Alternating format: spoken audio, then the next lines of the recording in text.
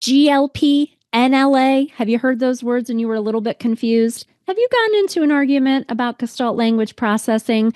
Well, you're in for a treat today. In this episode, I'm going to share for you what some of those different letters mean. What does GLP mean? What does NLA mean? What do those things mean? I'm also going to share with you a very specific case study with a BCBA and an SLP and a conflict they are having around Gestalt language processing, stages of GLP, answering personal safety questions. We're going to break all that down. I'm also going to talk about the systematic review that came out recently, probably in December, and I have information about that in the show notes.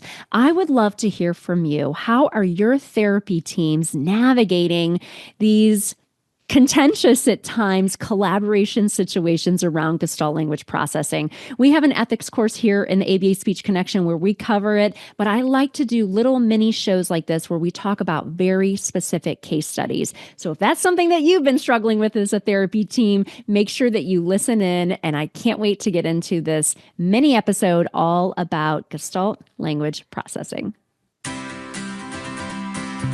I'm Rose Griffin, a speech therapist, board-certified behavior analyst, and founder of ABA Speech.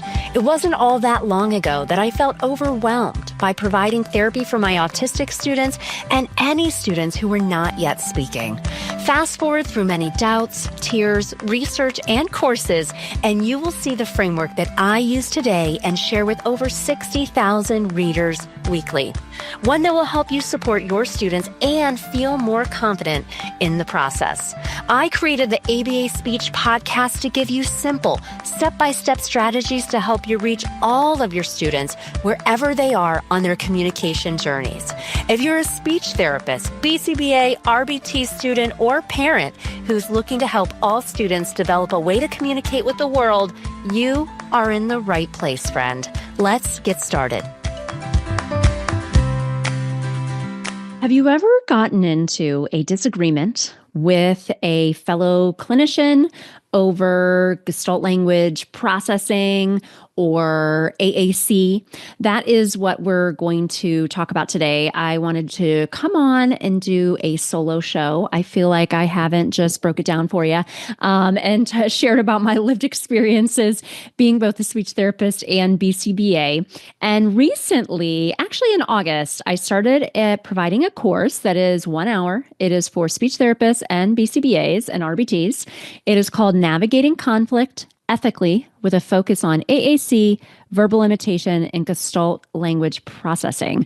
And I started that course because we all need ethics. BCBAs need 4 hours each certification cycle, which is kind of a lot. And I teach an ethics class, or taught. I got a little too busy recently, but I teach an ethics class at Kent State for people becoming BCBAs.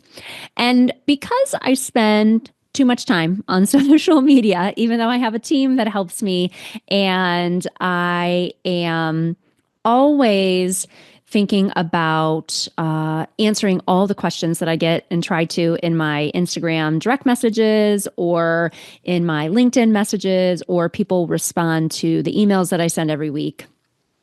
And even hopping on a 15-minute call with people that reach out in various ways, I feel like there are some struggles in the area of navigating how to work through collaboration around Gestalt language processing.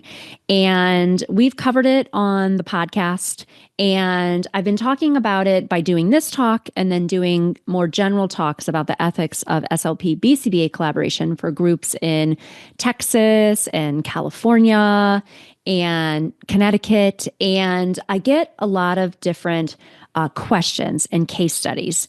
And one of the things that I wanted to talk about today is that there is a lot of questioning. Is there evidence for Gestalt language processing? And the thing is, Gestalt language processing is very, very popular. It is very, very popular on social media. And there are a lot of people who get information that informs their therapeutic practice on social media. There are also a lot of people who are questioning whether there is research and how to collaborate around Gestalt language processing. I don't have hard, concrete answers because ethics is kind of tricky to work through. But that's why I came up with this ethics course, which we'll put now. I do it live each month, usually, but it's also a self-paced course in our CEU library at the ABA Speech Connection. So I have a membership with over 500 members now, and we provide ASHA and ACEUs. And so you can take it as a recorded course. One of the people that took the course recently said, "Hey, I loved this course, great information, but I was a little confused by some of the jargon that you use during the course." So in this episode, I'm going to just talk a little bit about some of those things that you may see different places, GLP, NLA, what does that mean? Just to give you familiarity of what those terms mean. Should you take the course? Should you see something that I post on social media? I don't want anybody to not understand something because there's jargon. And so that goes back to Dr. Matthew Broadhead, former podcast guest, article talking about the framework for working together, speech therapists and BCBAs. And one of the first things he has on that framework is, do you have any familiarity with the treatment? And so today I'm not going to go into Gestalt language processing because I'm not really a proponent for it. And I'm not an expert by any stretch, but I want people to feel comfortable with just some of the terms. And then I want to share with you a case study. Somebody that has taken one of my courses recently shared with me a very real world difficulty that they are having. And I know that this person is not the only one that's navigating this very specific case. And so that's what I wanted to share on today's episode. So there's a really wonderful, informative article that has come out. I have talked about it. I think when I did my ASHA debrief, I talked all about being at the ASHA conference, and it felt like it could be a Gestalt conference because there's just so many topics about Gestalt. And people are so emotionally charged about this topic. And the thing that I realized as somebody who's kind of away from it looking in is speech therapists who use Gestalt language processing, those people are not going to go away. They're growing in numbers every day. And people who are traditionally BCBAs or maybe critical of Gestalt language processing are here, and they're growing in numbers as well. And we really don't want our clients to suffer. And we don't want to suffer burnout too, feeling emotionally charged and upset about these topics. And so I want to share just a little bit about the systematic review that came out. I will also have a link to a PDF that I have been putting together of communication research. And this is an open access article that you can get readily. And we will have that link in the show notes as well. So very quickly, GLP. GLP stands for Gestalt Language Processing. Okay, Gestalt Language Processing. NLA, which you might hear too, is Natural Language Acquisition. Okay. And so those are words that you may hear. A GLP, sometimes people refer to people that are taking in language a certain way that way. Other people that might be taking language a different way from the theory, if you subscribe to that, is, an analytic processor. Those are just some of the terms that have been created for people that are talking about that. So you might have see information, a child's been identified as a GLP. And that's something that people say, Gestalt Language Processor. And so the people who wrote this systematic review did a talk at ASHA as well. And I'll share a little bit about that at the end. And there is information in this article about kind of the history of Gestalt language processing, which I thought was interesting because it is really very, very popular on social media. So the case study that I want to share with you today was from a BCBA. A BCBA reached out to me and said, "Rose, our therapeutic team is really having a hard time navigating Gestalt language processing and how to collaborate. The speech therapists are very into Gestalt language processing. The BCBAs are just saying there's not a lot of evidence. And so we're having a hard time collaborating around that. And I thought it was interesting, the topic that she shared. And so I also did an Instagram post about this, and some people, a parent weighed in. So I want to share this with you because sometimes in my CEU courses, I'm sharing more general information and more general frameworks that you can then take into your workplace to use for when these conflicts arise, because they will. We are doing a course that's going to be way more specific in August. I know that may seem far away, in August of 2025, but I plan our curated professional development experiences for the general public and also members of the ABA Speech Connection 6 to 12 months in advance. So stay tuned for that. Put that on your calendar. And this person was a BCBA and said, you know what? We really have done our assessment and we want to set a goal for this student being able to answer questions about personal safety. Personal safety questions would be, general examples would be, what is your name? What is your mom's name? What is your dad's name? What's your address? What's your phone number? Exactly what we're saying there, personal safety. I love personal safety questions because they're important. They're important for our students to be able to convey this information should they get lost. And a lot of my students, when deemed appropriate, have worked on personal safety questions. I also have made content for Instagram and LinkedIn, YouTube Shorts, wherever you see me on social media, and is part of our Autism IEP Goal Bank, which about 50,000 people are utilizing, which is really cool. I love being able to help in that very specific way.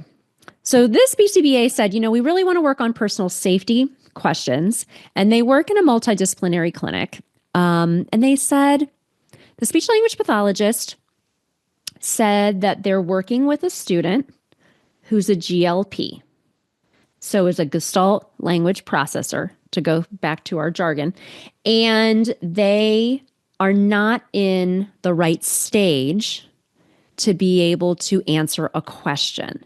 So that is part of natural language acquisition, or GLP, that there's these different stages. People that subscribe to this theory, there's different stages where people are acquiring language. And I actually took the Meaningful Speech course. I talked to Alex about 4 years ago. We did a quick Zoom or a phone call, and she was very nice at the time. And she said, I'll let you into the course. And I watched it. I watched the 10-hour course because I wanted to see what everybody was talking about. And there are these different stages that people are in. And so I kind of had heard about those stages, hadn't thought about them because I'm not really utilizing this framework in my therapy.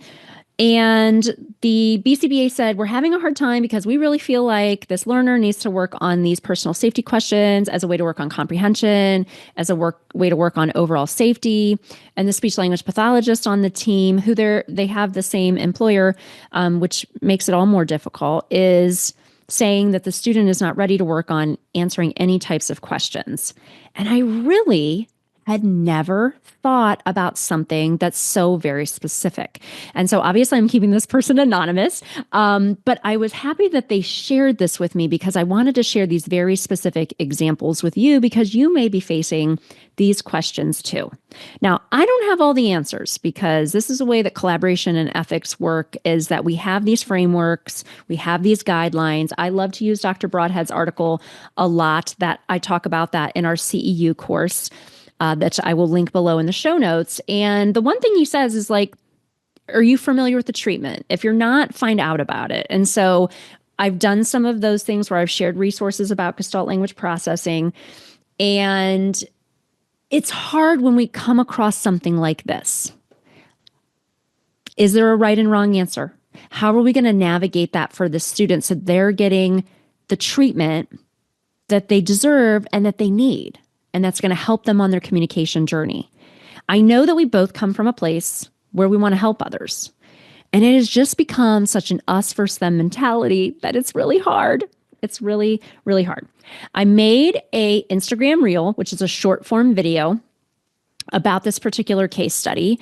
And I had a lot of comments. But one comment I want to share because I thought this was really, really helpful. And it was from a parent. The parent said, we have come across this exact scenario where my child, the BCBA thinks we should be working on personal safety questions. My child is in a certain stage of Gestalt language processing. And I apologize if I'm saying these things wrong because it's not my area of expertise. And traditionally in that stage, you wouldn't ask questions. But she said, we have decided as a team, which I love, I love that. We have decided as a team that we are going to work on answering personal safety questions. And it's important for the student. We came to that conclusion all together, and it was a collaborative effort. That was the essence, not verbatim. Okay, I don't have my phone in my hand, but that was the essence of her response. And I said, thank you so much for giving me this feedback. That's the thing. I can share with you frameworks for how to navigate these ethical scenarios, whether you're both employed, the speech therapist and BCBA, in the same facility, or whether one's coming in as an outside consultant. There's going to be a lot of different dynamics. The thing that I tell people is we are ethically called to collaborate, and we are ethically called to use evidence-based practice as well. And I think that's important. We can talk about these frameworks and get familiar with the treatment. Can you put it into behavioral terms? Can you come up with a solution on your own? Can you compromise when possible? These are all things that are in our ethical codes and guidelines. I know because I used to teach the class at Kent State till I got too busy for future BCBAs.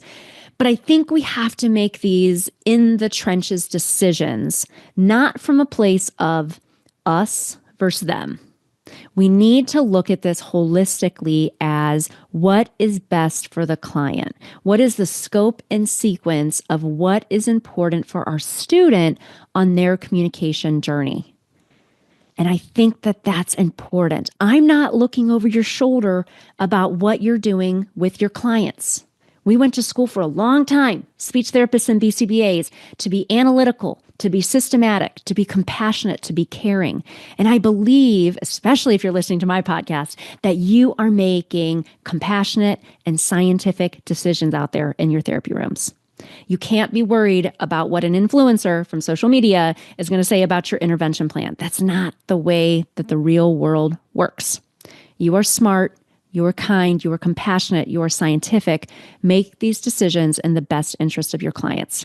That's just one very specific case study that I wanted to share with you because I feel like sometimes I talk more big picture, even though I try to loop in the Gestalt case study, I try to loop in the verbal imitation case study, I try to loop in the AAC case study in that course that we have about ethics, which is cool because it counts as an ethics CEU.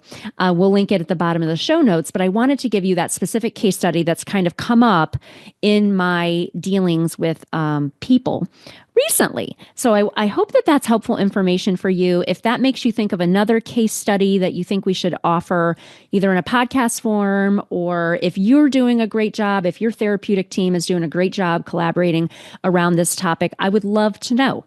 We do have a podcast coming out about different case studies. We plan to do this every once in a while if something comes across my desk and I think that it would help the ABA speech community. We will definitely do it. And then in August of 2025, we are going to do a more in-depth talk and CEU for speech therapists, BCBAs, RBTs around these same similar topics that will also count as an ethics CEU. The last thing I wanted to touch on is the systematic review. So there is this article that came out, Systematic Review of Interventions Based on Gestalt Language Processing and Natural Language Acquisition, GLP-NLA, there's those acronyms again, Clinical Implications of Absence of Evidence and Cautions for Clinicians and Parents. These authors, some of them, I believe some of them, were at ASHA and they did a talk and I went to it. It was an overflow situation. So this is an open access article. I will have a link for you to access that article in the bottom of the show notes. And they really did this to determine whether interventions related to Gestalt language processing are effective for individuals with communication disability in relation to their language, their communication, and their behavior. And they looked at all these different scientific databases. They do a good job of telling you exactly what they scoured, the research databases. And they also, what I think they do a nice job of is talking a little bit about the history of Gestalt language processing. For me, that was interesting because I see it everywhere on social media. So to break it down, they talk about Marge LeBlanc and Prezant and Ann Peters. I want to get everybody's names correctly. And it's very interesting information. They do summarize the article to say that there is an apparent lack of empirical evidence in the form of treatment studies to examine, evaluate, or support NLA for children identified as Gestalt language processors. And what I think is interesting, and I'm sure that people that are using Gestalt language processing are probably trying to do a lot of research potentially in this area. And I know that there is a gap from the research to the intervention that we do as clinicians. And we have that evidence-based triangle and external evidence and internal evidence and clinician report and parent report and client report. Those are all things that we need to consider. And I absolutely 100% agree with that evidence-based triangle.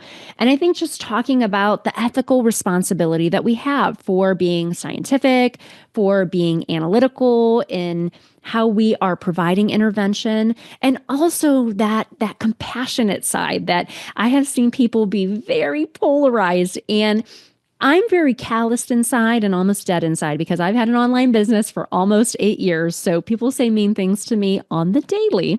And people that, if you look at the beginning of my podcast, the people that I had on my podcast, I don't think they would ever come back on my podcast because I am a BCBA and a speech therapist. I was way back in the day as well, but I feel like it's been so polarized that people don't really want to be part of ABA Speech, which I think is really, really sad because the work that we're doing here at ABA Speech is to help all autistic learners find a way to communicate with the world. And the way that we really do that at ABA Speech is by strengthening therapy teams one CEU course at a time. So if you haven't taken our ethics course where we talk about collaboration around Gestalt, verbal imitation, and AAC. I will link it at the bottom. It is something that you get access to when you're a member of the ABA Speech Connection. We do new live courses every single month, but we have a CEU library of over 30 hours of content. And really my idea and mission in life is to build a bridge between speech therapists and BCBAs. Does it mean that we're going to agree on every single thing? Absolutely not. Absolutely not. And this is one of those areas where we're really having a hard time. But I do think that we can compassionately come together and collaborate. Because when we don't do that, not only do our clients lose, but we lose as speech therapists and we lose as BCBAs and we lose as parents because it causes a lot of undue stress and conflict. And I just don't think that we need to have that much of it. There's enough going on in the world that our therapy rooms shouldn't feel this heavy. I know that you are doing great things out in the world. If you have a case study that you think we should tackle, that you want to cover with me on a 15-minute call, you can always contact me through my website, abaspeech.org. Thank you to all of my connectors out there, my members of the ABA Speech Connection. And if you are not a member yet, why not? You should be. We have a really great time. I've had a lot of people from the connection on the podcast as well. Thank you so much for being a member of the community. And make sure that you look at the show notes so that you can get access to the ABA Speech Connection, take our ethics course all about Gestalt, and you can get access to the systematic review. Until next time, I'll see you soon.